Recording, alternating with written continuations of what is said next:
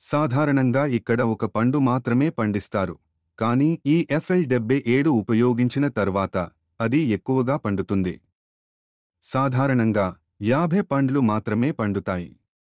దీన్ని ఉపయోగించిన తర్వాత ఒక 100 కంటే ఎక్కువ పండ్లు పండిస్తాయి.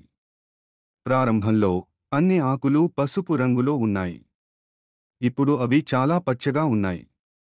ఇది మొదటి దశ. రెండవ దశలో ఇలా ఉంది. తరువాత మూడవ దశలో ఇలా ఉంది. నాలుగవ దశలో జామ పండు ఇలా పండుతుంది. నా పేరు సురేష్, నేను దిండిగల్ జిల్లాలో నివసిస్తున్నాను. నేను 20 సంవత్సరాలుగా వ్యవసాయం చేస్తున్నాను. నా దగ్గర 500 జామ మొక్కలు ఉన్నాయి. నా దగ్గర ఎరుపు మరియు తెలుపు జామ రకాలు ఉన్నాయి. ప్రారంభంలో అన్ని ఆకులు పసుపు రంగులో ఉన్నాయి. దీన్ని ఉపయోగించిన తర్వాత అన్ని ఆకులు ఆకుపచ్చగా మారాయి. నేను ఈ మందును ఫేస్బుక్లో చూశాను. తరువాత నేను దానిని ఆర్డర్ చేసి ఉపయోగించాను.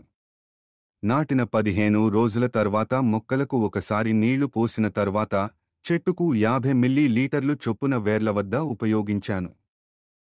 తరువాత FL77 చల్లడం వల్ల ఎక్కువ రెమ్మలు వస్తున్నాయి.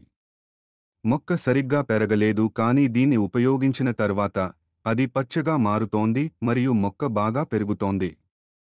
సాధారణంగా ఒకేసారి ఒక పండు మాత్రమే పండిస్తారు, కానీ ఈ FL77 ఉపయోగించిన తర్వాత అది ఎక్కువగా పండుతుంది.